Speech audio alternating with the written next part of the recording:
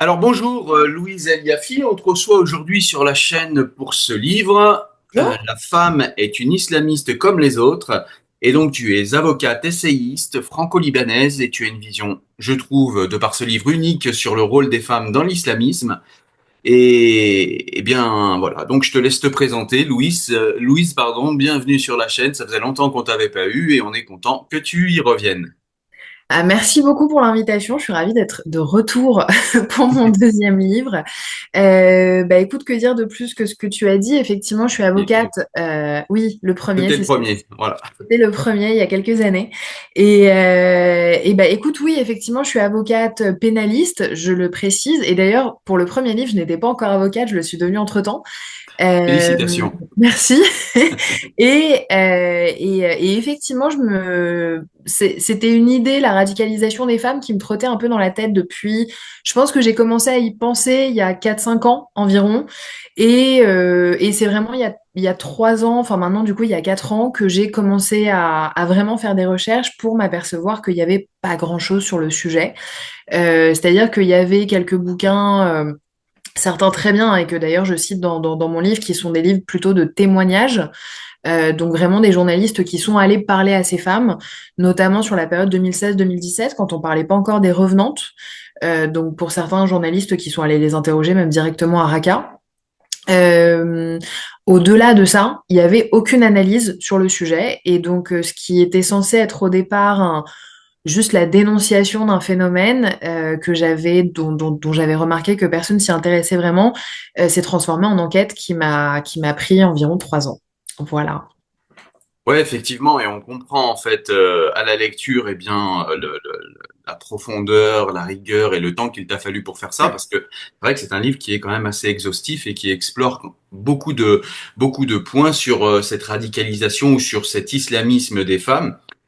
Donc dans ton livre, tu affirmes que les femmes ne sont pas seulement victimes de l'islamisme, mais qu'elles sont des actrices à part entière.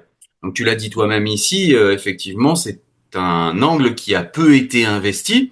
Et est-ce que tu penses qu'il y a il y a quelque chose de volontaire, mais pas forcément de l'ordre du complot, mais de l'ordre du déni, de l'ordre de quelque chose qu'on n'a pas envie de voir, dans le fait que personne n'ait traité ce sujet à part toi en réalité, alors que c'est quelque chose qu'on observe depuis très longtemps. Quand on est dedans, quand on est comme nous dedans, on l'observe plus ou moins. Donc là, toi, tu as fait une enquête rigoureuse pour poser les choses et ça, c'est génial. Mais est-ce que tu penses qu'il y a eu du coup quelque chose de l'ordre du déni qui a empêché aux médias et aux intellectuels français de voir ce phénomène que tu décris? Alors déjà, je pense qu'il y a quelque chose de très historique enfin, de très historique, de très ancien, ancré dans, j'ai envie de dire, à peu près partout dans le monde, qui est assez universel, qui est que la violence des femmes, depuis très longtemps, est invisibilisée. C'est-à-dire que la femme n'est que victime de violence. Et Hmm. encore, même ça a été reconnu il n'y a pas si longtemps que ça par rapport à l'histoire de l'humanité. Mais la femme n'est pas actrice d'une violence. Elle est victime de violence, mais elle ne peut pas être actrice d'une violence.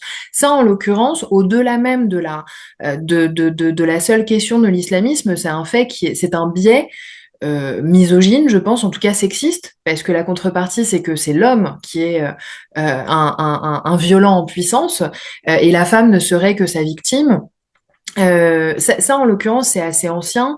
Et alors, il me semble que je le rappelle dans le livre, enfin, je passe un petit peu rapidement parce que c'est pas tout à fait le sujet, mais cette invisibilisation de la femme, si tu prends un pays comme la France, elle est assez ancienne et on la voit sur certains événements assez spécifiques. Par exemple, il y a eu une révolution vivrière de 1775, pardon, me semble-t-il, donc un peu avant la Révolution française, qui était une révolution plutôt de femmes, qui était en prémisse à la révolution de 1789. 1789 ou encore un autre événement plus lointain, mais comme la Commune. Tu prends ces trois événements parmi d'autres, ce sont des exemples où les femmes ont été extrêmement violentes. Alors certains pourraient dire que c'était une violence certes légitime, mais le fait est que les femmes ont quand même été violentes. Or, elles étaient parfois interpellées, mais toujours relâchées. Et si tu regardes les procès-verbaux policiers de l'époque, c'est assez intéressant parce que les femmes ne sont pas identifiées. C'est-à-dire qu'on parle de la femme du charcutier, de la femme du boucher, de la Ah cousine du ouais. boulanger. Et en fait, on comprend très rapidement que la violence des femmes a été longtemps invisibilisée parce que la femme elle-même, en tant que personne juridique autonome était invisibilisée. Donc en fait, bon, la femme, c'était pas grand-chose, c'était certes, elle faisait partie de la société, c'était entre guillemets le ventre de la nation, et je reviendrai d'ailleurs sur cette notion concernant l'islamisme, mais la femme en tant que telle n'était pas agente, on va dire, de la société et encore moins de la violence. Et ça, en l'occurrence, c'est quelque chose qui certes est ancien, mais qui, je pense, est encore très présent aujourd'hui dans l'esprit de beaucoup et qui a été présent sur la question spécifique de l'islamisme, qui a c'est ce biais-là dont on se rend compte, dont moi en tout cas je me suis rendu compte qu'il a existé, qu'il existe encore selon moi, mais on y reviendra, notamment chez les autorités policières, mais aussi chez les autorités judiciaires, jusqu'au déclic de 2016, où on y reviendra aussi probablement, mais 2016, c'est un peu l'année du djihadisme féminin. Il y a un certain nombre de tentatives d'attentats par des femmes plutôt isolées qui sont déjouées, mais le gros événement, c'est septembre 2016, où il y a un commando féminin, donc constitué de 4 femmes, qui se connaissent depuis à peine quelques semaines via les réseaux sociaux, qui ont des âges assez divers et variés. Je crois que ça va de 19 ans jusqu'à environ 50, me semble-t-il, pour la plus âgée, et qui vont décider que c'est une bonne idée d'aller faire exploser une voiture aux abords de Notre-Dame. Heureusement, elles confondent essence et diesel. La voiture n'explose pas, elles sont interpellées, elles ont entre-temps été condamnées à des peines assez lourdes, entre 20 et 30 ans. Le fait est que 2016, c'est le moment où on se rend compte que la femme n'est pas seulement femme d'islamiste, femme de djihadiste ou sœur de djihadiste ou mère de djihadiste, elle peut être islamiste, djihadiste elle-même. Ouais, clairement, je suis dans la même observation que toi. Ceci dit, depuis 2016, on n'a pas eu d'enquête fouillée ou d'enquête sociologique sur le sujet, mis à part ton travail. Donc, on reste, j'ai l'impression, quand même dans ce déni. Mm. Mais du coup, est-ce que tu dirais qu'il y a, je passe sur un autre sujet pour avancer un peu, mais est-ce que tu dirais qu'il y a un angle féministe, évidemment dévoyé, mais dans le rôle de ces femmes, dans leur, comment dire, dans la manière dont elles investissent l'islamisme en fait, euh, dans le sens où elles utilisent une idéologie qu'on dit patriarcale, qui l'est évidemment, mais en tout cas elles transforment les choses d'une autre manière. Hein, tu le montres bien dans le livre, mais elles utilisent une idéologie patriarcale pour obtenir un certain pouvoir et de l'autonomie Mm. au sein de cette idéologie qui pourtant les restreint. Du coup, est-ce que tu dirais que ouais, elles sont dans une espèce de pseudo-émancipation, en tout cas selon leur vision, au sein de cette idéologie? Alors, effectivement, il y a beaucoup de guillemets à mettre dans tous ces termes d'émancipation Bien sûr. et de féminisme, et bien sûr, tu l'as très bien fait. Mais alors, je parlerai pas non plus de féminisme, parce que ça, c'est effectivement quelque chose, et t'en es très conscient, qui est très utilisé par certaines mouvances qui parlent de prétendu féminisme islamique, comme si une quelconque religion avait déjà été l'ami des femmes, on va dire ça, et notamment dans ses visions les plus radicales. Mais là où effectivement il y a quelque chose qu'on a vraiment loupé dans ce phénomène-là, c'est que pendant très longtemps, moi la première, j'ai entendu elles sont complètement bêtes, elles y vont par soumission, elles ont été manipulées, elles sont amoureuses, enfin elles sont tombées amoureuses d'un chevalier djihadiste ou que sais-je, et en fait c'est là où on a, je pense, collectivement été quelque part misogyne, effectivement, enfin sexiste, c'est que on n'a pas compris qu'en réalité, comment est-ce qu'on appâte les femmes en leur promettant une place extrêmement importante dans une société dans laquelle elles peuvent avoir un rôle qui va au-delà. J'y reviendrai juste après, qui va au-delà du seul fait d'être mère, même si c'est un rôle primordial que l'idéologie islamiste leur demande, mais qui va un peu au-delà de ça, puisqu'on leur demande non seulement d'être, entre guillemets, le ventre de la nation. Je précise que c'est une expression complètement d'extrême droite, mais les deux idéologies se retrouvent beaucoup, notamment sur les femmes, donc je crois que c'est une expression de Goebbels, donc voilà, c'est pas la mienne, mais je l'utilise de façon tout à fait consciente, pour montrer justement les grandes similarités entre l'idéologie islamiste et l'idéologie d'extrême droite, notamment sur les femmes. Je referme la parenthèse. les femmes, effectivement, c'est ça ce qu'on n'a pas compris, sont beaucoup allées et vont de façon générale vers des idéologies dont on pourrait considérer que, enfin, dont on peut considérer qu'elles les infériorisent, c'est ce que tu disais.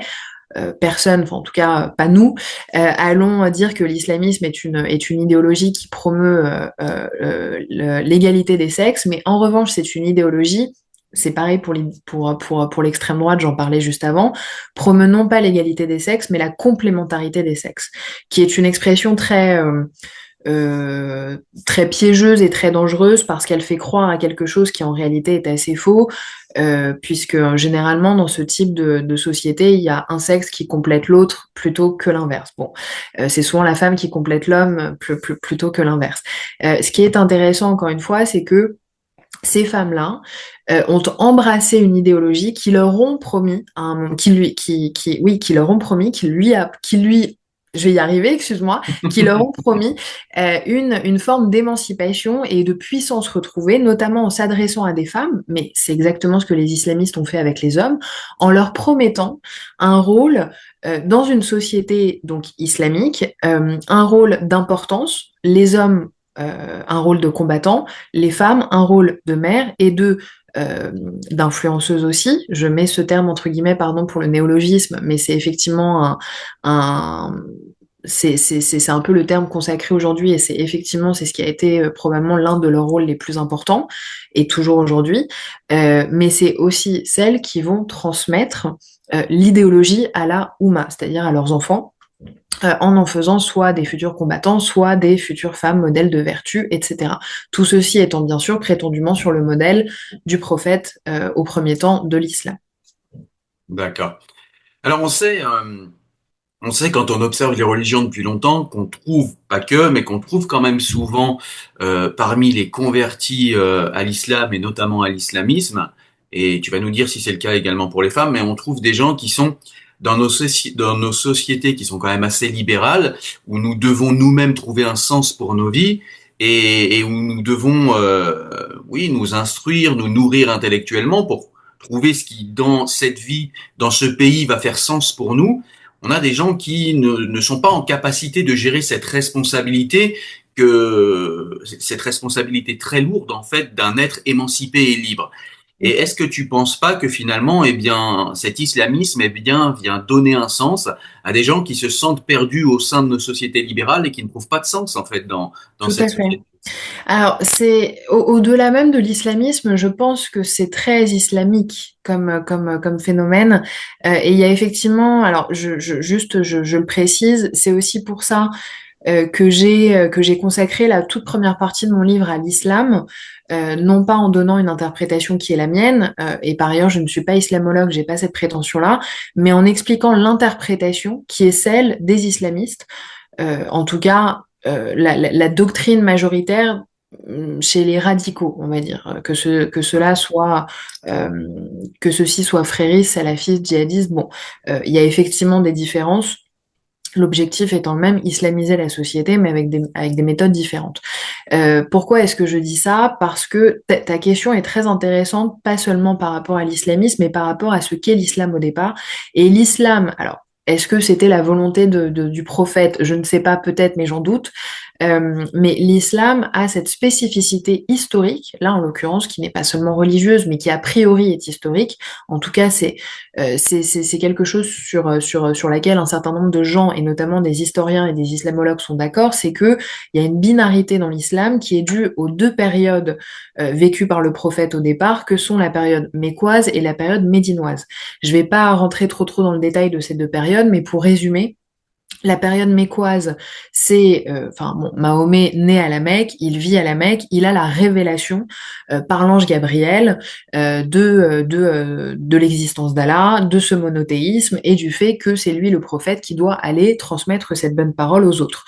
La période mécoise est une période décrite, encore une fois, hein, tout ceci est plus de la doctrine islamique qu'autre chose, qui est plutôt décrite comme une période de tolérance, on va dire, de la part du prophète, qui est d'abord dans une forme de conquête des consciences, c'est-à-dire qu'il est là pour dire, bah, regardez, je vous propose quelque chose de bien, Et ça peut passer, alors pardon pour ces anachronismes, il faut les mettre entre guillemets, mais ça passe par des discours de justice sociale, de même, et ça peut paraître un peu étonnant, mais de plus d'égalité entre les sexes, parce que la femme, alors, bon, les historiens ne s'entendent pas du tout là-dessus, mais la femme dans l'Arabie pré-islamique était apparemment rien du tout.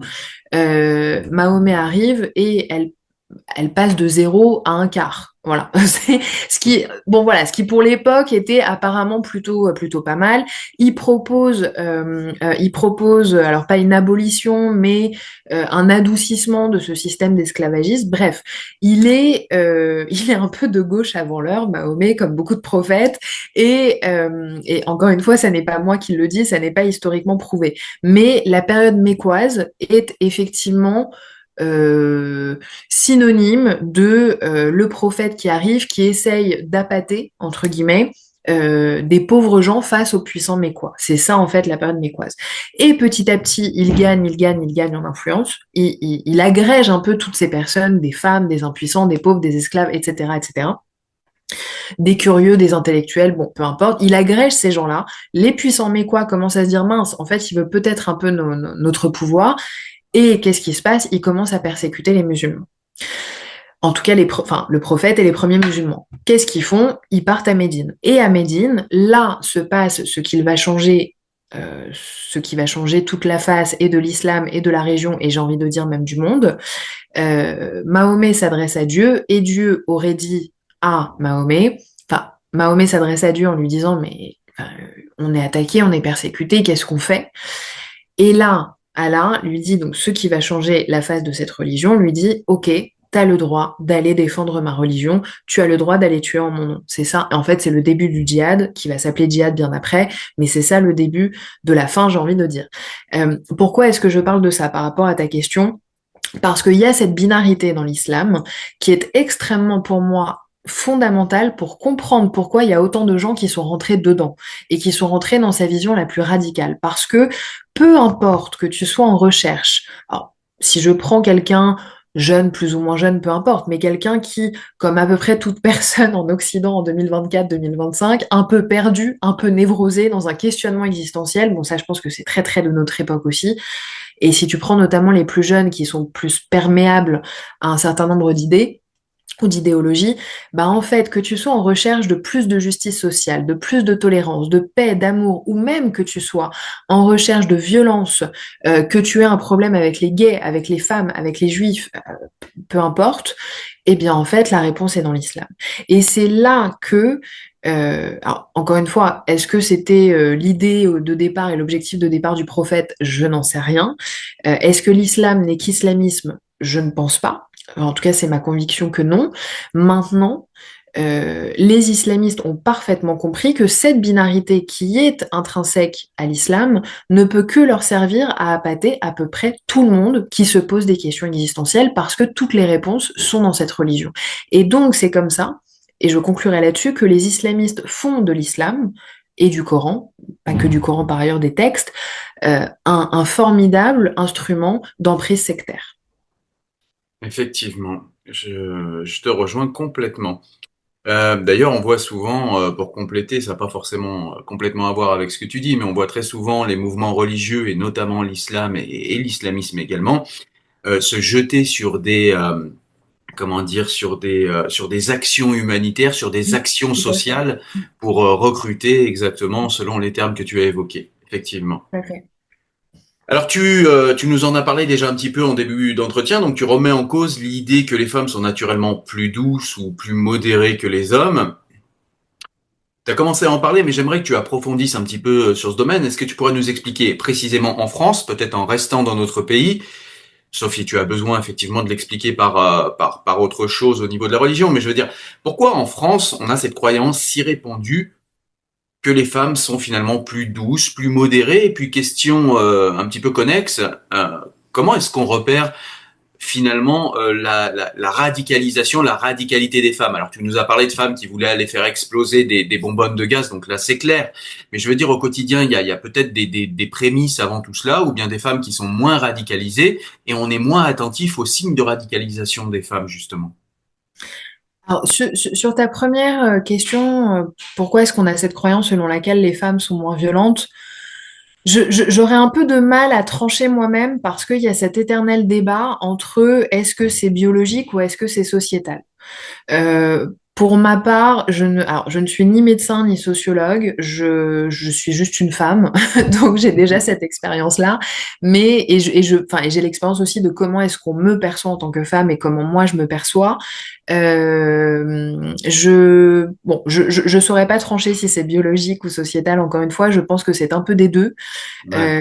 Et effectivement, enfin, j'ai dû lire un certain nombre de recherches aussi pour ce livre là-dessus, parce que il y a par exemple un phénomène assez important, en l'occurrence dans la radicalisation des femmes, qui les diffère des hommes là-dessus, qui est que par exemple, effectivement, les hommes, depuis qu'ils sont petits garçons, ont apparemment plus une propension à marquer leur territoire de façon physique. Alors, est-ce que la société les encourage aussi à le faire? C'est tout à fait possible. Que les femmes, déjà petites filles, vont être plus dans la rigueur, dans la conscience, et notamment dans la conscience de bien faire. C'est ce fameux symptôme de bon élève. Donc, encore une fois, quelle est la part de biologie, quelle est la part de sociétal? Ça, je ne sais pas. Mais il y a effectivement quelque chose qui fait à un moment que chacun se développe avec une idée assez précise, innée ou non, de sa place dans la société. Moi, en revanche, pour en revenir au sujet des femmes radicalisées à l'islamisme, ce que je perçois, c'est que la seule raison pour laquelle un grand nombre de femmes n'ont pas pris l'épée, je parle des femmes djihadistes, parce qu'il y a d'autres mouvances, c'est parce qu'elles en étaient interdites. Mais si on les avait laissées, elles auraient pris l'épée avec grand plaisir. Donc, pour moi, ça n'est pas forcément que la femme est moins violente naturellement, je pense que c'est surtout parce qu'on ne lui en donne pas l'occasion. Juste pour revenir sur cet événement de 2016, cet événement de 2016 est très intéressant là-dessus parce que on a 4 femmes qui se sont montrées violentes physiquement. Elles ont donc essayé d'aller tuer des gens via une voiture piégée. Et qu'est-ce qui s'est passé? Ça a mis un branle-bas de combat incroyable dans l'organisation État islamique. Pourquoi? Parce que Daesh, idéologiquement, comme n'importe laquelle, pardon, organisation djihadiste, avait interdit aux femmes de combattre. C'est aux hommes de combattre, c'est aux hommes de combattre via l'épée, vous combattez avec votre verbe, votre utérus, etc. Pas avec l'épée. Et d'ailleurs, t'as un certain nombre de femmes qui sont arrivées à Raqqa qui étaient très déçues de ne pas porter de Kalachnikov comme leurs copains hommes, parce qu'elles étaient venues pour venir tuer de l'infidèle, quoi. Donc déjà, il y a ça. Mais typiquement, donc ces 4 femmes du commando féminin de 2016, Daesh s'est retrouvé un peu très gêné par cette situation parce que à la fois ça leur donnait l'occasion de revendiquer quand même encore leur puissance, regarder ce qu'on réussit à faire de loin en France, et en même temps ça les mettait un peu dans la mouise, pardon pour l'expression, idéologiquement, puisque en fait, ça remettait en question aussi quelque part leur puissance idéologique, puisque des femmes étaient venues contredire leur propre principe en tant qu'organisation. Ouais. Euh, donc ça, c'est pour la première question. La deuxième question, C'était en euh, fait, ouais. vas-y, pardon. Ouais, non, c'était juste sur la manière d'appréhender, de voir, de comprendre, de percevoir cette radicalisation chez les femmes. Chez les hommes, on commence un petit peu à Mm. avoir l'habitude et nous qui regardons ces sujets à voir rapidement quand quelqu'un est radicalisé. De toute façon, il amène une idéologie, une agressivité qui le font comprendre assez rapidement. Mais pour les femmes, est-ce que c'est la même chose ou est-ce que finalement elles cachent un peu plus cette radicalisation? En gros, quels sont les éléments pour détecter ces femmes radicalisées en fait? Alors, il y a des différences, il y a des points communs. Moi, je considère qu'il y a plus de points communs entre les hommes et les femmes face au phénomène de radicalisation qu'il n'y a de différences. Euh, je pense, alors, pour le coup, sur comment est-ce qu'on perçoit quelqu'un qui est radicalisé. Euh, Déjà, alors, il y a un certain nombre de choses, parce que il y a à la fois, est-ce qu'il y a des différences entre l'homme et la femme sur comment est-ce qu'on détecte quelqu'un qui est radicalisé? Pour moi, pas tant que ça. En revanche, pourquoi est-ce que les femmes sont moins visibles? Là, en l'occurrence, il y a une différence. Je vais y revenir. Sur la première, Le premier signe de radicalisation, moi en l'occurrence, quand j'ai commencé à interroger là-dessus, euh, avec mes préconçus, je m'étais dit bon bah je vais parler aux éducateurs parce que j'ai interrogé des éducateurs et puis bon bah ils vont me dire que toutes les femmes voilées ne sont bien sûr pas radicalisées, heureusement, mais quand même c'est un signe avant-coureur, il faut quand même qu'on surveille, etc. En fait, pas du tout. Euh, Il y a énormément de familles, et je pense que c'est légitime par ailleurs d'avoir cette inquiétude-là, qui vont appeler des éducateurs, qui vont appeler des personnes qui travaillent sur ces sujets en leur disant, mon Dieu, ma fille s'est voilée du jour au lendemain, est-ce qu'elle est en train de se radicaliser? Bon, c'est normal qu'il y ait une réaction face à ce signe qui est le plus visible. Je reviendrai après sur le voile. En réalité, ce qu'on m'a beaucoup dit, c'est que le vêtement, c'est quelque chose. En réalité, le véritable signe de la radicalisation, c'est le comportement. Et c'est à quel point ce comportement est dans une démarche séparatiste. C'est-à-dire, si ce comportement consiste à voir le monde en deux types de populations séparées, dans Mm. l'islamisme, c'est les mécréants d'un côté et les fidèles de l'autre, on est clairement dans une radicalisation. Euh, J'aimerais juste préciser quelque chose en termes de chiffres, parce que moi-même j'étais très surprise en les voyant. C'est à peu près chaque année, je pense qu'il y en a encore qui sont sortis là en janvier. Très souvent, c'est Charlie Hebdo ou la LICRA ou d'autres associations enfin de ce type qui commandent ce sondage à l'IFOP ou à Ipsos sur le rapport des jeunes et notamment des lycéens ou des collégiens à la laïcité. Et le premier réflexe qu'on a, qui est pas illégitime, mais le premier réflexe qu'on a, c'est d'aller regarder la communauté religieuse à laquelle s'identifient les jeunes qui répondent. Et effectivement, bon, ça on le sait, les chiffres se dégradent de plus en plus, notamment chez les lycéens, chez les jeunes qui s'identifient à la religion musulmane. Mais le chiffre qu'on n'a pas regardé, c'est le sexe. Et en fait, ça, enfin moi-même, j'ai été assez surprise en allant regarder. Au départ, j'étais allée regarder un peu par curiosité. Et en fait, les chiffres chez les filles, les signes de défiance des jeunes filles, des lycéennes envers la laïcité sont encore beaucoup plus élevés chez elles que chez les garçons. Et juste là-dessus, et donc ça c'est une différence entre les filles et les garçons, c'est pourquoi les jeunes filles sont plus séparatistes que les garçons. Ben parce qu'en fait c'est le rôle qui leur est assigné en tant que femme, c'est ce que je disais au début. En fait, c'est un fait universel. La femme, elle est curseur de la décadence ou non de la société. C'est quelque chose qu'on a beaucoup vu, par exemple, dans l'entre-deux-guerres, la libération des femmes qui se coupaient les cheveux, qui fumaient des cigarettes, qui portaient des pantalons. L'extrême droite arrivée au pouvoir a tout de suite dit c'est la faute des femmes si on a perdu, si on s'est retrouvé dans cette situation, etc. Parce que société décadente, parce que comportement de la femme décadent. C'est-à-dire que plus la femme est vertueuse, plus la société l'est, plus la femme pêche et plus la société pêche aussi. Et donc on fait de la femme une combattante idéologique encore beaucoup plus que l'homme. Et ce qui fait que la femme est non seulement surveillée, mais elle est aussi surveillante. Donc le signe pour moi de radicalisation chez les hommes, mais peut-être encore plus chez les femmes, c'est comment est-ce qu'on se sépare de l'autre et comment est-ce qu'on montre que on est au-dessus de ces gens dont on se sépare. Nous sommes le bien, ils sont le mal. Donc on est toujours de toute façon sur une vision très manichéenne de la société. Et j'en viens à mon second point, qui est pourquoi est-ce que les femmes sont moins visibles dans leur radicalisation que les hommes. Et pareil, on pourrait se dire, bah non, il y a le voile, on pourrait quand même considérer qu'elles sont au contraire plus visibles. Il y a autre chose, c'est que moi, j'ai fait la distinction dans mon livre entre l'homme et la femme qui ne se radicalisent pas au même endroit historiquement. Alors aujourd'hui, en 2025, tout le monde se radicalise d'abord via les réseaux sociaux, ça c'est sûr et certain. Il y a même une grande mixité des sexes sur les réseaux sociaux, dans les groupes de discussion islamistes, enfin d'obédience islamiste. Pour le coup, les hommes et les femmes ont tendance même à un peu parler ensemble, même s'il y a des groupes en non-mixité. Mais au-delà de ces réseaux sociaux, il y a les lieux de la radicalisation enfin les lieux physiques de la radicalisation qui sont assez différents, puisque historiquement, alors c'est moins le cas depuis la loi séparatisme parce que les lieux sont plus surveillés qu'avant, C'est peut-être la vertu de cette loi.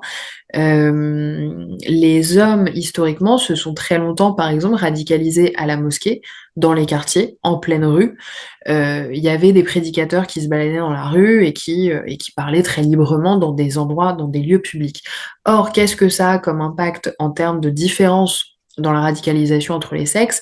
C'est que les hommes, eux, ont historiquement toujours eu accès à ces espaces publics. Les femmes, elles, ont été historiquement, et c'est le cas notamment dans les quartiers, parce qu'en France, globalement, ça a quand même changé depuis pas mal de temps, mais il y a encore des endroits, notamment dans les quartiers, où les femmes sont très cantonnées à l'espace privé. C'est-à-dire que privées d'accès à ces espaces publics, elles ne se radicalisent que très peu, elles ne se sont radicalisées que très peu dans les restaurants, dans les cafés, dans la rue, à la mosquée. Même si elles y vont de temps en temps, mais c'est pas du tout l'endroit où elles vont le plus. Et qu'est-ce qu'elles font? Elles se retrouvent dans des appartements. Et moi, j'ai appelé ça la radicalisation de salon, parce que c'est un phénomène d'ailleurs qu'on voit dans d'autres pays. C'est un peu le Euh, phénomène, pardonne-moi, d'émancipation tupperware de l'époque. Tout à Le fait, c'est tupperware de exactement ça. l'islamisme, ouais. C'est exactement ça, c'est des réunions de paroles de l'islamisme, c'est tout à fait ça. Et en Ouais. fait, c'est toujours un peu selon le même schéma, c'est-à-dire que les femmes se retrouvent, il y a toujours ce que moi j'appelle une grande sœur, parce qu'on a parlé des grands frères, moi je parle des grandes sœurs. Et la grande sœur, elle peut être plus âgée ou pas, mais elle est surtout plus religieuse. Elle est plus voilée, elle est plus rigoriste, et par conséquent, plus elle est rigoriste, plus elle est considérée comme détentrice de la vérité. Et qu'est-ce qui se passe? Il y a très souvent les enfants autour qui écoutent, et on transmet à tout ce beau monde la bonne parole. Et bien sûr, je le précise, le fait que tout ceci se passe dans le privé a rendu ces femmes, la radicalisation de ces femmes, beaucoup moins visible, beaucoup moins identifiable par les autorités. D'accord. Alors, je voulais revenir sur cette notion des ventres, en fait, le djihad par les ventres, parce que c'est une notion, en fait, qui pourrait faire paniquer pas mal de gens aujourd'hui quand on voit les chiffres de la démographie française. Euh, et du coup, on se dit, est-ce que, on l'a vu aussi, même si forcément, c'est pas forcément un auteur que tu vas valider, mais on l'a vu chez Houellebecq dans Soumission, il nous parle aussi de ce Je, djihad je, des ventres. J'aime bien Welbeck. D'accord. Moi, je savais pas.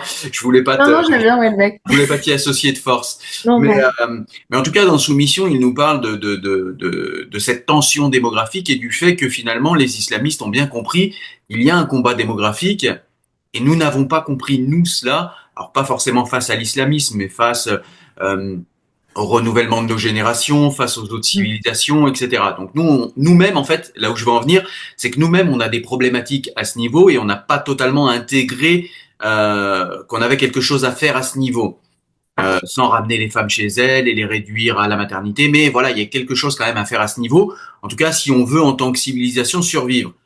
Les islamistes, eux, ont bien compris que c'était un levier important, en fait, la démographie. Ma question est, est-ce qu'on a, euh, est-ce qu'on a raison de trembler?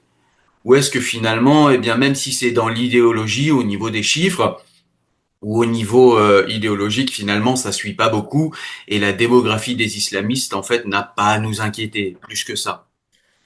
Alors, je sais pas si la démographie des islamistes a à nous inquiéter. Je pense, alors effectivement, il y a un gros problème de natalité en France. Bon, je fais une petite parenthèse. Ce qui a tendance à un peu m'agacer dans ce débat, c'est qu'on demande assez peu leur avis aux principales intéressées que sont les femmes. Ce qui, je pense, c'est pas seulement, c'est nous qui savons, donc c'est nous qui décidons. C'est pas seulement ça, c'est pas du tout pour être sectaire, mais c'est parce que ça soulève un grand nombre de problématiques qui pourrait aider à expliquer pourquoi un grand nombre de femmes, alors, c'est pas forcément qu'elles refusent d'avoir des enfants, mais en tout cas se posent un peu plus de questions qu'avant. Parce que la vie a quand même un peu changé depuis les Trente Glorieuses et que c'est un peu plus compliqué qu'avant de fonder la famille qu'on veut et en nombre qu'on veut. Bon, je referme la parenthèse. Effectivement, je pense que, alors, est-ce qu'on doit s'inquiéter? Je ne sais pas. Je crois que, enfin, est-ce qu'on doit s'inquiéter de cette démographie qui arrive de la part des islamistes? Je ne sais pas. Je pense que ce qui devrait nous inquiéter, c'est qu'ils ont compris quelque chose qu'on a un peu oublié, qui est propre à toute nation, je dirais, qui se considère en tout cas en tant que telle, c'est la recherche d'un commun qui nous unit et qui explique pourquoi est-ce qu'on devrait alors, moi je suis pas complètement tranchée là-dessus, mais qui explique pourquoi est-ce qu'on devrait, entre guillemets, se battre pour cette nation, et surtout se battre pour la protéger en Mm. tant que civilisation, enfin, peu importe le terme qu'on utilise. Je reviens sur les islamistes. Les islamistes savent parfaitement manipuler des notions coraniques que sont la notion, enfin d'ailleurs il y en a une qui n'est pas coranique, la notion de Ummah et la notion de moi, pendant très longtemps, j'ai cru, parce que aussi je parle très mal arabe, j'ai cru que ces deux mots avaient un lien. Alors, pour rappel, c'est la mère, et la Oumma, c'est la communauté des hommes ou la communauté des musulmans, si l'on prend le sens coranique du terme. Pourquoi est-ce que ça a beaucoup son importance chez les islamistes? Et je reviendrai ensuite sur l'Occident. Pourquoi ça a beaucoup d'importance? En réalité, il n'y a pas de lien entre les deux, mais les islamistes font comme s'il y avait un lien entre les deux, surtout pour les occidentaux qui ne parlent pas arabe et qui se disent que et Oumma, bon, bah, ça se ressemble, c'est la même chose. Pour un islamiste, qu'est-ce que ça veut dire? Ça veut dire que la donc la mère, est à l'origine de la conquête, de la reproduction, et de la protection de cette civilisation, de cette nation qu'est la Oumma. Euh, les islamistes sont assez forts là-dessus, et je le disais, c'est comme ça d'ailleurs qu'ils ont appâté un certain nombre de femmes en leur faisant croire qu'elles auraient un rôle fondamental dans cette propagation, dans cette protection de la Oumma. Et pourquoi? Parce que, eh bien, l'islamisme, et j'ai envie de dire même l'islam au départ, et toutes les religions l'ont été à un moment, mais l'islam, en l'occurrence au départ, avec Médine notamment, comme je le disais juste avant, est conquérant. Il est conquérant dans sa vision la plus radicale qu'on connaît aujourd'hui de nos jours, c'est-à-dire l'islamisme, et a fortiori la mouvance djihadiste.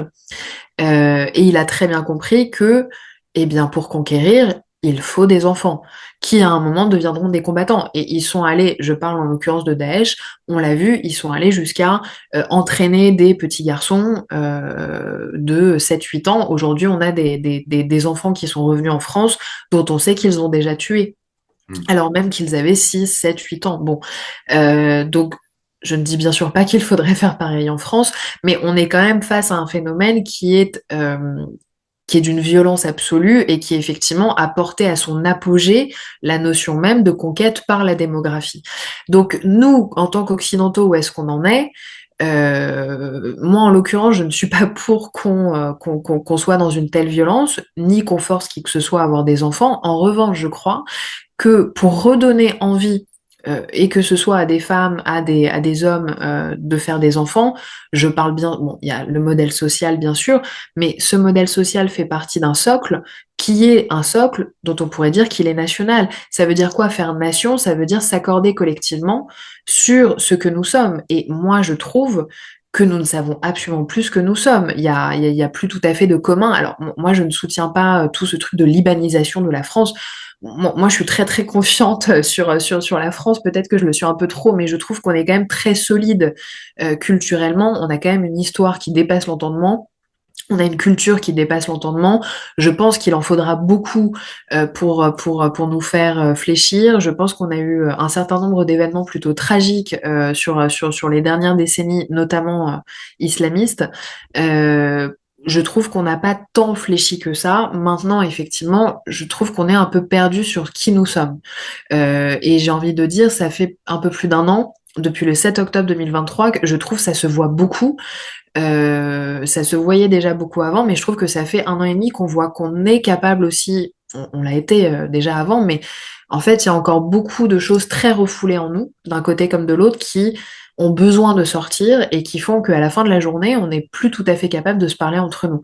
Donc, je ne vais pas revenir sur le Liban et sur toutes ces choses, mais je pense que ces choses-là, euh, ces choses-là sont autant de brèches, ces séparations sont autant de brèches dans lesquelles des gens comme les islamistes cherchent à s'imbriquer. Parce que eux, en l'occurrence, en tout cas, donnent l'impression de faire front uni, alors même que nous, non. Tout à fait. Alors, on va changer totalement de sujet, même si tout est lié. Là, je voulais qu'on parle un petit peu de méthodologie en fait, parce que je trouve que c'est intéressant de savoir eh bien comment tu as été chercher les informations pour ce livre, alors sans aller dans le, voilà, les gens liront le livre hein, clairement pour avoir les détails, mais que tu nous expliques dans les grandes lignes eh bien quelle a été ta méthodologie, pourquoi tu as utilisé cette méthodologie. Qu'est-ce qui peut-être t'a surprise? Qu'est-ce qui peut-être t'a voilà? Qu'est-ce qui a présidé à tes choix au niveau méthodologique? Je pense que c'est intéressant de parler de ça aussi.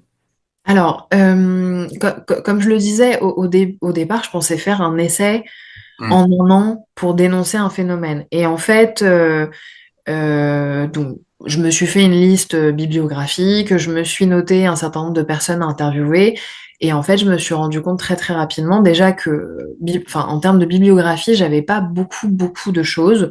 J'avais un certain nombre de thèses, j'avais des mémoires, j'avais quand même quelques livres, très rarement français. Ça c'est intéressant, c'est qu'on est quand même en Occident le pays, alors après les États-Unis et le 11 septembre, à avoir le plus de morts hum, en raison de l'islamisme. Et pourtant, on n'est pas ceux qui avons le plus produit sur le sujet, encore moins sur les femmes. Et je me rends compte qu'en fait, il n'y a pas grand-chose.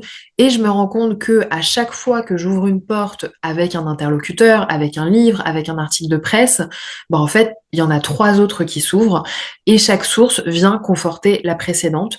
Et par exemple, ce que je voyais sur les réseaux sociaux, j'y reviendrai, venait conforter ce qu'un psychologue m'avait dit, qui lui-même venait conforter ce qu'un juge m'avait dit, qui lui-même avait conforté ce que j'avais pu lire dans la presse internationale ou que sais-je. Bon, et hum. en fait, j'ai fini par associer, j'en parlais juste avant, à cette bibliographie et à ces entretiens.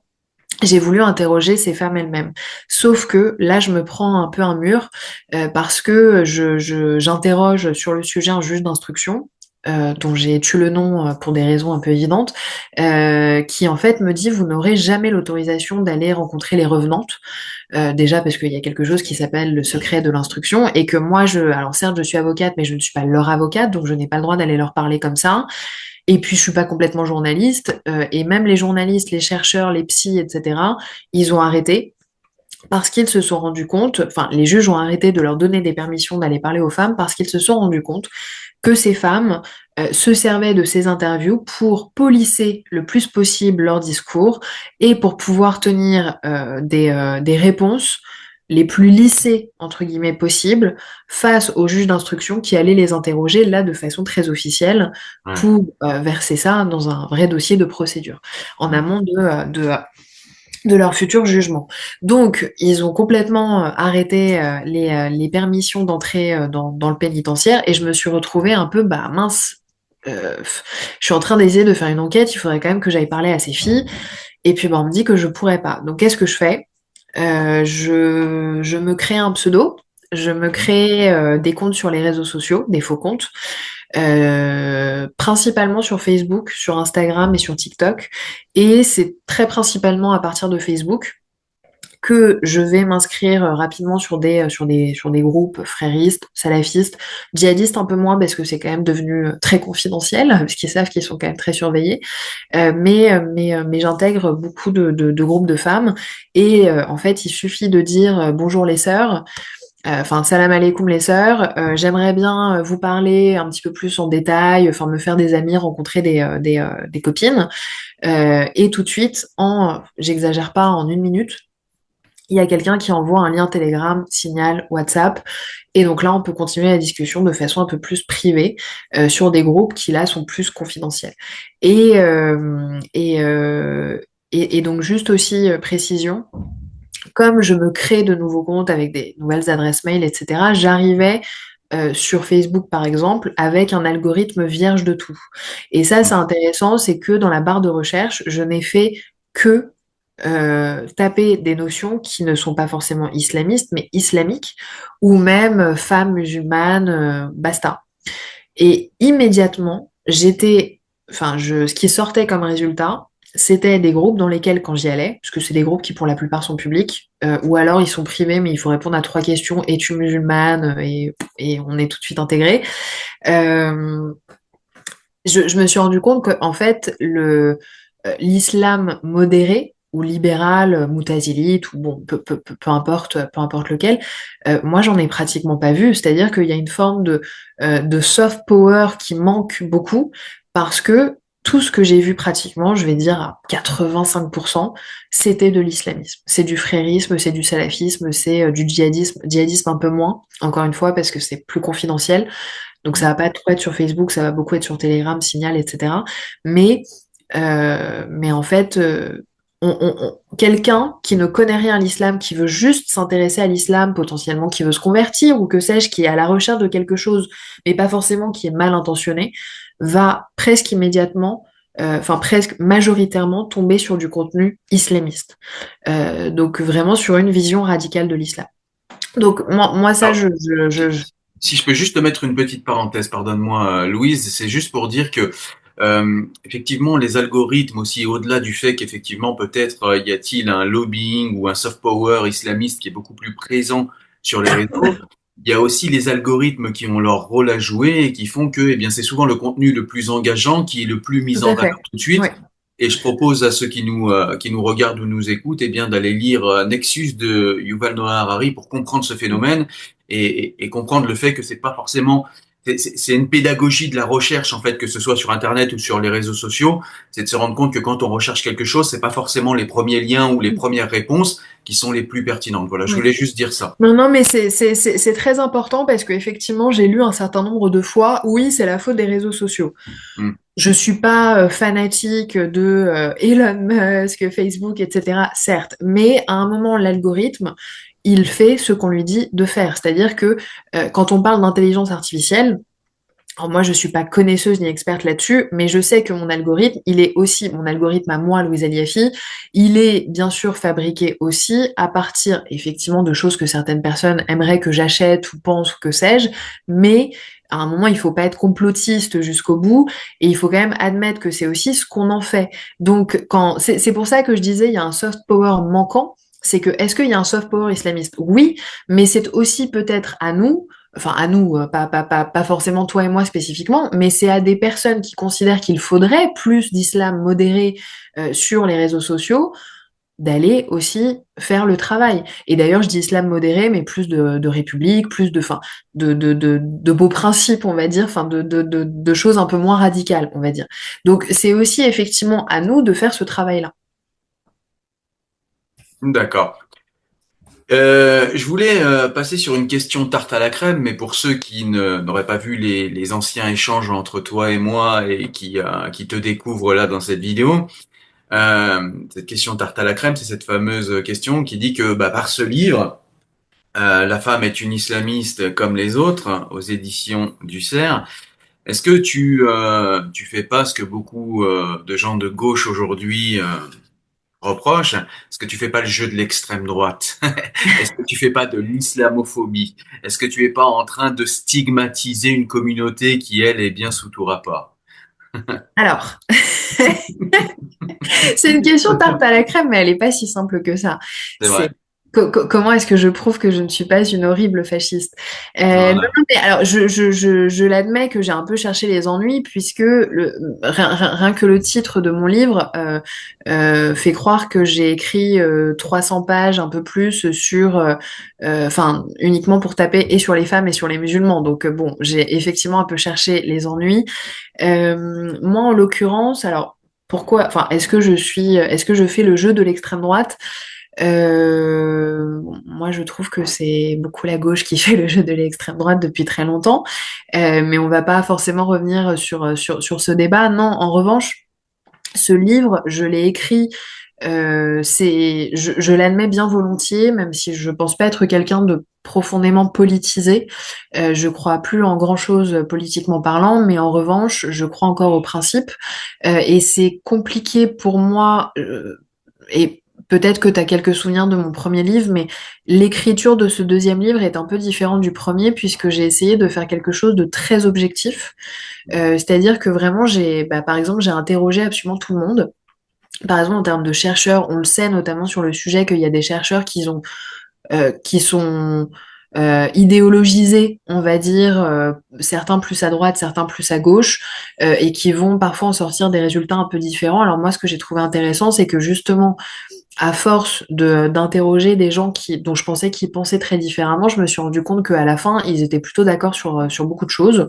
Et ce qui est plutôt une bonne nouvelle parce que c'est un sujet sur lequel tout le monde devrait s'accorder pour faire aussi un peu tarte à la crème. Mais malheureusement, je trouve que c'est aussi ce qui nuit au combat contre l'islamisme, c'est qu'il est très maltraité par des gens qui ne veulent pas parler entre eux.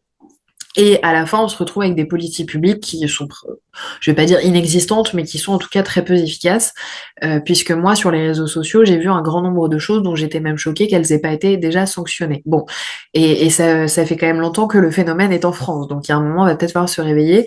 Est-ce que je fais le jeu de, enfin, est-ce que je fais le jeu de l'extrême droite? Bon, ma réponse naturellement, c'est non. Euh, mais peut-être que certains diront, bah si, parce que c'est un sujet de l'extrême droite. J'aurais envie de leur dire, bah, ce que je disais un peu avant, si vous en avez marre que ce soit un sujet d'extrême droite, n'hésitez pas à vous emparer du sujet vous-même. Ça fera du bien à tout le monde, parce qu'effectivement, moi-même, pour la promotion de ce livre, je me suis rendu compte de façon assez, enfin, je me suis rendu compte sans grande surprise, et je suis sûre que ça ne va pas te surprendre non plus, Cyril. J'ai été invitée par un certain nombre de médias, on va dire centristes droite, centristes gauche, mais Charlie, l'Express, Le Point, Le Figaro. Voilà, j'ai eu des interviews comme ça, mais j'ai aussi eu beaucoup d'invitations dans des médias, on va dire droite dure, extrême droite, peu importe comment est-ce qu'on qualifie ça, qui effectivement sont moins mes idées. J'ai accepté à une ou deux reprises, pas parce que c'est mes idées, mais parce que moi je suis pour parler à tout le monde. Et pourquoi est-ce que j'ai pas accepté de leur parler à tous? Parce que je trouvais ça trop déséquilibré par rapport à l'absence d'intérêt qu'il y a eu de la part des médias de gauche pour mon livre. J'en ai eu très très peu. C'est-à-dire il y a deux personnes à gauche qui m'ont invité à des événements, enfin à parler de mon livre à des événements. C'est Laurence Rossignol et Carole Delga, qui donc font partie d'un PS. J'ai envie de dire qu'ils n'existent plus vraiment aujourd'hui, mais bon, voilà, qui sont en tout cas d'une gauche, je crois encore à peu près républicaine et laïque, mais c'est tout, c'est-à-dire que ça n'est pas allé plus loin. Personne ne m'a invité à gauche et je n'attendais pas d'avoir tout le monde à m'envoyer des mails et des messages. Mon Dieu, on va absolument vous interviewer, mais ne serait-ce qu'un début d'intérêt pour une enquête que j'ai voulu objective et qui, enfin, j'ai pas la prétention d'avoir fait le livre de l'année, mais j'ai la prétention de l'avoir travaillé de façon très objective. J'ai même beaucoup travaillé mon écriture pour qu'elle-même soit assez objective. J'ai fait même en sorte de faire de ces femmes pas des victimes, mais pas des monstres non plus. Aussi parce que je considère qu'il y a beaucoup de ces femmes qui se radicalisent pour des problématiques dont on pourrait dire qu'elles sont de gauche, mais qui n'ont pas été prises justement très au sérieux par la gauche, ou en tout cas qui n'ont pas été prises en compte par la gauche. Et bon voilà, je sais pas si je réponds bien à la question, je sais pas comment répondre à cette question. Et puis j'aime pas forcément trop me justifier, mais je voulais un peu revenir sur cette promotion où j'ai vraiment vu, même si je le savais déjà, où j'ai vraiment vu l'indifférence la plus totale pour ce sujet de la part de la gauche. Et que donc, cantonner ce sujet à l'extrême droite, c'est bien facile quand on ne s'y intéresse pas du tout. Voilà. Bah, effectivement, moi je trouve que tu y réponds très bien et je voulais peut-être voilà synthétiser, tu me diras si je me trompe et puis aller dans ton sens parce que je suis d'accord avec les raisons que tu donnes, c'est que bah, très souvent, la gauche abandonne des sujets à la droite dure ou à l'extrême droite. La laïcité, c'est plus un sujet de gauche, c'est un sujet d'extrême droite. L'émancipation des femmes, on a l'impression que c'est un peu la même chose. Et là où je veux en venir, c'est qu'effectivement, la gauche abandonne systématiquement. Enfin, quand je vois, je vais sur des sites d'extrême droite, ces gens se réclament de Voltaire. Enfin, historiquement, c'est la gauche qui se réclame de Voltaire. Tout à Donc, ce que fait. je veux dire, c'est que la gauche abandonne petit à petit toutes ses valeurs à d'autres.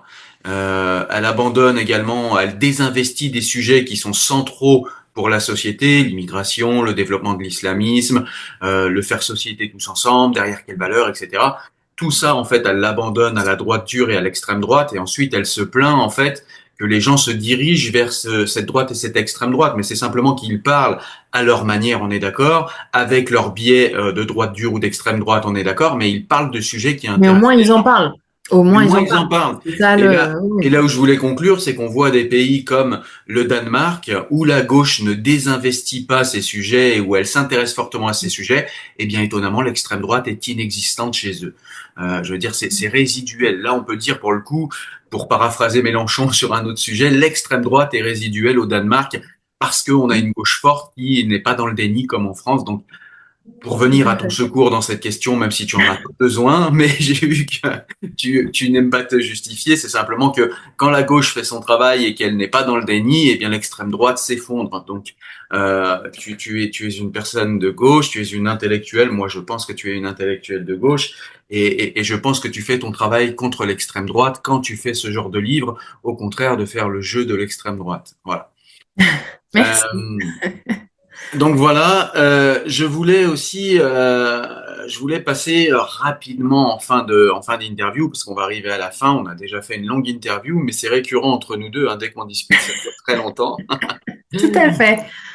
parce que tu es très intéressante. Mais je voulais dire du coup, bah, pour passer un petit peu aux résolutions, est-ce que tu as entreaperçu des choses qu'il faudrait qu'on fasse en tant que société ou en tant que quantité nationale et politique pour eh bien résoudre les problèmes et les problématiques que tu mets en lumière dans ce livre?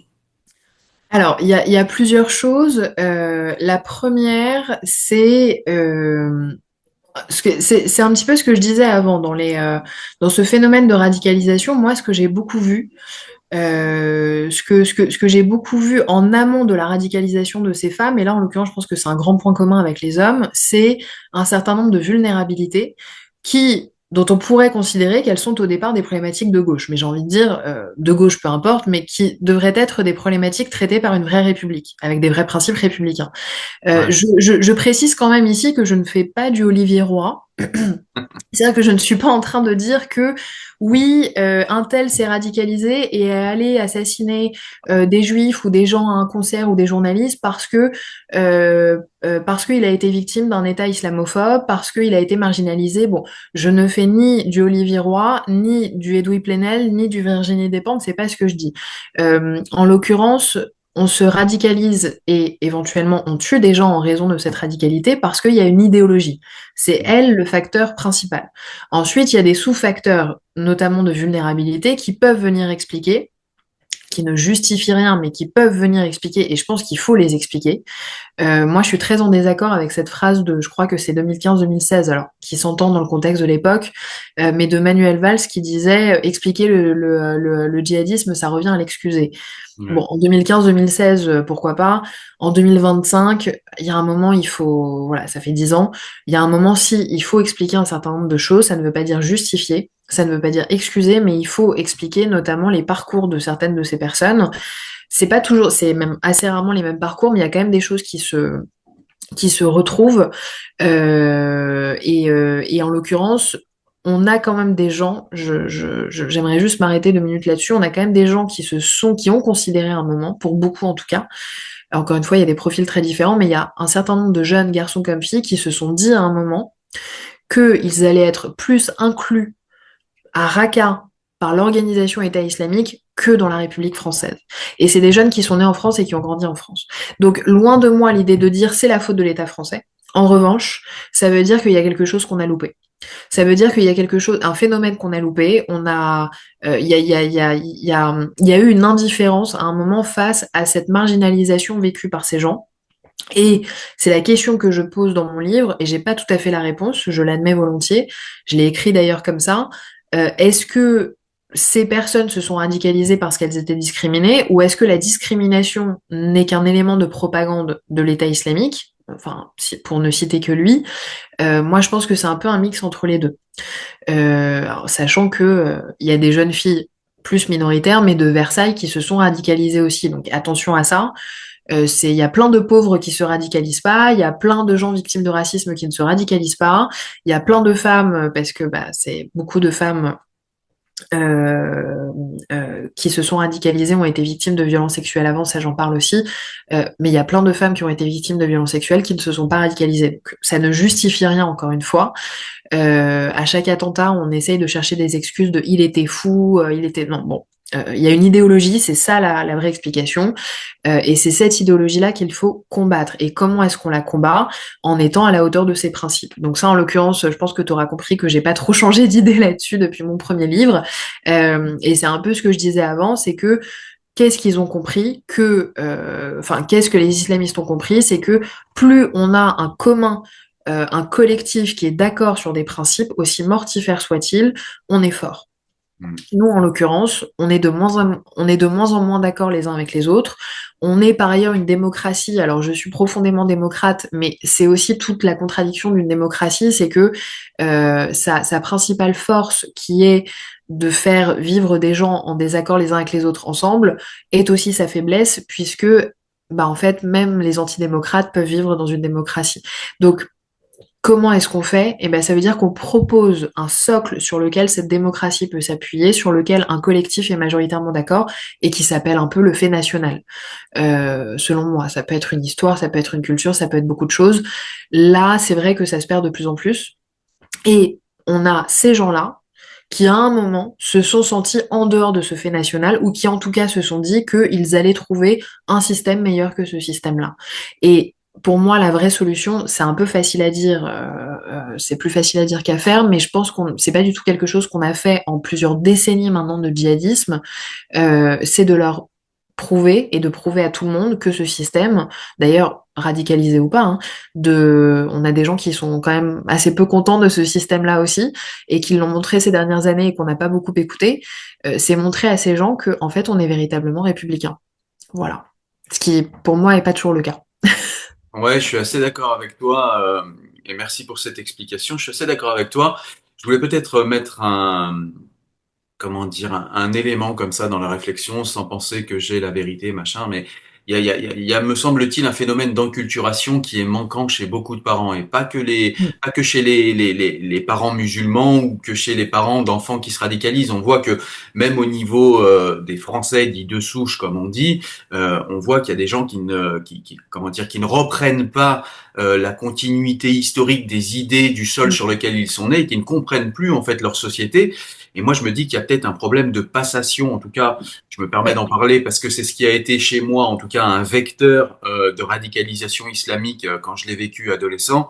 C'est qu'en fait, j'ai pas eu de passation. Alors moi, ça s'explique parce que j'ai été en foyer, mais on voit que dans des familles unies et aimantes, il y a plus non plus cette passation. Et chez les musulmans, eh bien, il y a une enculturation à la civilisation islamique parce que c'est leur religion, leur spiritualité, ils en ont bien le droit. Mais du coup, il y a une passation, il y a une explication au niveau islamique entre les parents et les enfants. Il y a un phénomène de passation interculturelle qu'il n'y a plus en fait Mm. au niveau comment dire des idées françaises, au niveau de ce qu'est être français. C'est-à-dire qu'aujourd'hui on n'a plus Jean, Marie et Mathieu, on a Jordan, je sais pas, Mandy et ce que je veux dire Mm. par là, c'est qu'il y a plus de continuité historique. Les Français ne connaissent même plus eux-mêmes leur propre culture, donc Tout c'est à d'autant fait. plus facile de les faire entrer dans des idéologies hors sol. Et tu m'y as fait penser tout simplement parce que bah, cette recherche en fait d'unité en fait dans la société, c'est aussi le travail des parents d'enculturer leurs enfants dans la société dans laquelle ils sont. Et encore une fois, je m'adresse pas qu'aux musulmans, même si évidemment je m'adresse à eux, mais je m'adresse aussi aux Français de souche. Moi, j'ai beaucoup de personnes avec qui je discute qui viennent me chercher, comme tu le disais tout à l'heure, lorsqu'ils ont un enfant qui se radicalise et qui viennent me dire, écoute Cyril, moi je comprends pas, je suis athée, la religion est un fait social. La France s'est débarrassée de la religion. Tu aurais dû lui faire passer les éléments des Lumières. Tu aurais dû lui Mm. faire passer les éléments.